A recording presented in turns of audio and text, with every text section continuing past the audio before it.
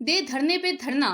याद पड़ता है कि ज़माना तालिब इल्मी में पहले कॉलेज और फिर यूनिवर्सिटी में तलबा तंजीमों का फेवरेट नारा होता था, दे रगड़े पे रगड़ा। सब लड़के गला फाड़ कर ये नारा लगाते थे। शायद इनको लगता था कि इस नारे में इतनी ताकत है कि मुखालिफ ग्रुपों का वही जिस्मानी अजियत महसूस होगी जो किसी को वाकई रगड़ देने में महसूस होती है। नारे मार मार कर सबका मुंह लाल होते, आंखें बाहर को निकल आती, मगर बाजू हिला हिलाकर यूं लगता जैसे 2 किलोमीटर मजीद लंबे हो गए हों। हर मौके पर गला फाड़ कर एक ही नारा, दे रगड़े पे रगड़ा। अगर थकावट का एहसास होने लगता तो एक ताजा दम तालिबे इल्म कहीं से नमूदार होता और वो पूरी कुव्वत से यही नारा लगवाता और थके हारे हजूम में दोबारा जान पड़ जाती और ये सिलसिला दोबारा शुरू हो जाता। इस दौरान नाक सुर्ख हो जाता, जुबान बाहर निकल आती और आखिरकार 2-4 घंटे बाद कोई कहता, चलो यार कैंटीन चलकर कुछ खाओ, और फिर सब अपनी मेहनत मजदूरी का सिला अंडा, बर्गर और एक बोतल पीकर वसूल करते। ये खुश होते कि आज उन्होंने मुखालिफिन की बोलती बंद कर दी। अब वो कई दिन बाहर नहीं निकलेंगे और अपने जख्मों को चाटते रहेंगे। 24 घंटों बाद मुखालिफ स्टूडेंट विंग के लोग भी अपने लड़कों को बहला फुसला कर ले आते। वो भी 2-3 घंटे इसी तरह गला फाड़ कर फिर कैंटीन पर वही अंडा, बर्गर और बोतल पीकर मुतमईन हो जाते कि हमने मुखालिफों का जवाब दे दिया है। इन तमाम वाकियात का मैं ऐनी शाहिद हूँ। अब रगड़े से बात धरने पे आ गई है। दे धरने पे धरना। अब जो पार्टी धरना नहीं दे सकती, इसे कोई पार्टी मानने को तैयार ही नहीं।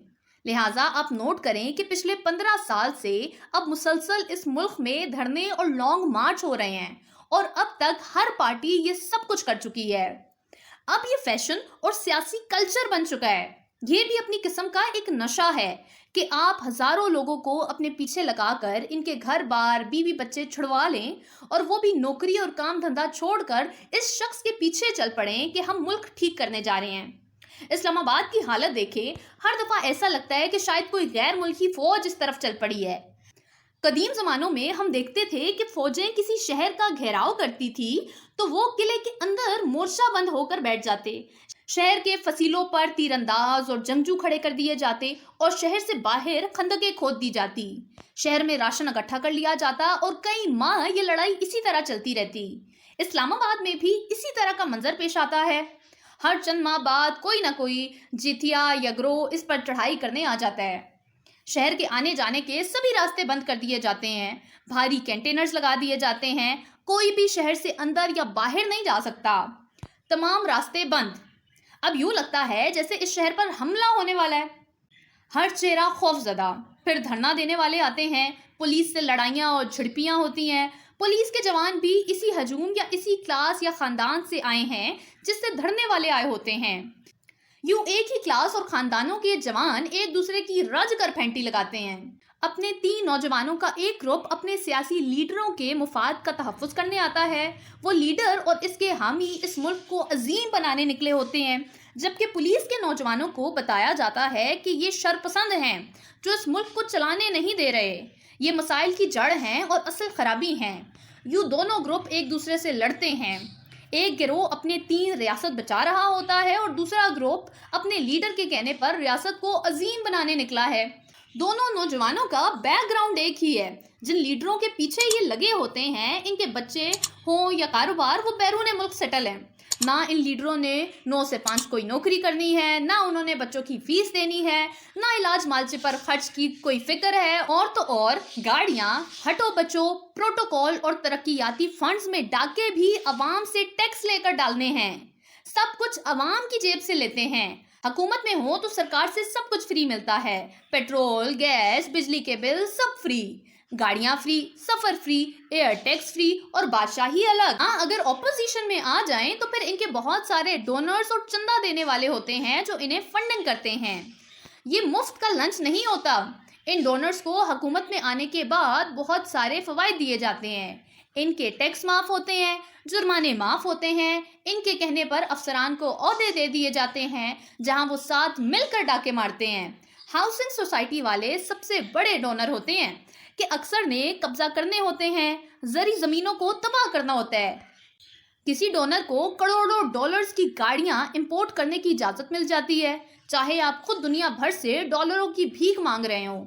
सऊदी अरब मुत्तहिदा अरब इमारात से 4% सूद पर लाई गई 5 अरब डॉलर्स में से 3 अरब डॉलर्स अपने पसंदीदा ताजरों को बगैर सूद के बांट दिए जाते हैं कि जाओ बच्चा ऐश करो। बाद में पता चलता है कि इन बिजनेसमैनों ने 3 अरब डॉलर्स लेकर मशीनरी मंगवाने के नाम पर ओवर इनवॉइसिंग करके डॉलर्स बाहर शिफ्ट किए। अंदाजा करें कि 3 अरब डॉलर्स आपको बगैर सूद के मिल जाएं और साथ ही आपको इंपोर्ट की इजाजत भी मिल जाए। ऐसे वक्त में जब आपका मुल्क पूरी दुनिया से भीख मांग रहा हो तो सोचें कि फिर क्या होगा।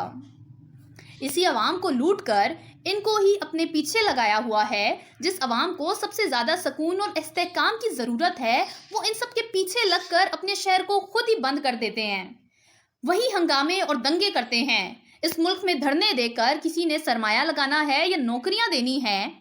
कभी फैजाबाद बंद है तो कभी डी चौक पर धरना है, हर तरफ कंटेनर्स ही कंटेनर्स हैं। फिर सबने धरना भी डी चौक पर देना है ताकि पूरी दुनिया देखे। पूरा शहर जब बंद हो जाएगा तो इन लीडरों की आंखों में चमक देखा करें। पूरा मुल्क जाम करने के बाद इनकी खुशी देखा करें। इनका लबो लहजा फख्र से भर जाता है कि देखा पूरा मुल्क जाम कर दिया। नवाज शरीफ ने ट्रेन मार्च किए, काजी हसन अहमद ने धरने शुरू किए, फिर ताहिरुल कादरी पीपल्स पार्टी के दौर में धरने देने आए तो रहमान मलिक ने पहली दफा पूरे इस्लामाबाद को कंटेनरों से भर दिया। फिर इमरान खान ने मशहूर ज़माना धरना दिया, फिर लब्बैक वालों ने फैज़ाबाद पर धरना दिया, फिर मौलाना फजलुर रहमान धरना देने पहुंच गए, फिर लब्बैक वाले दोबारा आन पहुंचे।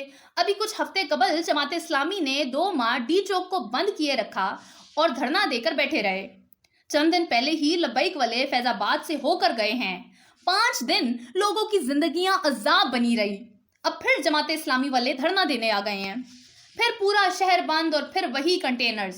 अब बताएं कि यह मुल्क कैसे चलेगा जब अवाम और इन लोगों के साथ अपने ही मुल्क को लॉक और जाम करने चल पड़ेगी तो फिर क्या होगा।